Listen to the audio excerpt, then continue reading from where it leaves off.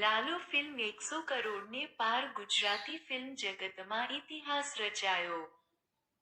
દર્શકોના ભારે પ્રેમ સંભળામણ અને જબરદસ્ત માઉથ પબ્લિસિટીના કારણે લાલો માત્ર ફિલ્મ નહીં પરંતુ એક સાંસ્કૃતિક આંદોલન બની ગઈ છે. સચનેટના આંકડાઓ મુજબ ફિલ્મે રિલીઝના 50 દિવસો બાદ ભારતમાં જ 94 કરોડ 6 લાખ રૂપિયાની કમાણી કરી છે. લાલો મૂવી ગુજરાતી ફિલ્મ ઉદ્યોગ માટે આજનો દિવસ ઐતિહાસિક ગણાય કારણ કે ભક્તિમય કથાવસ્તુ ધરાવતી સુપરહિટ ફિલ્મ લાલો કૃષ્ણ સદા સહાયતે એવું સિદ્ધ કર્યું છે જેનો અંદાજ પણ ઇન્ડસ્ટ્રીમાં બહુ ઓછા લોકોએ લગાવ્યો હશે. આ ફિલ્મે વૈશ્વિક સ્તરે 100 કરોડ રૂપિયાનું ગ્રોસ કલેક્શન કરીને એક અનોખો રેકોર્ડ બનાવ્યો છે અને ગુજરાતી સિનેમાને નવી ઊંચાઈઓએ પહોંચાડ્યું છે. માઉથ પબ્લિસિટીએ કર્યો કમાલ.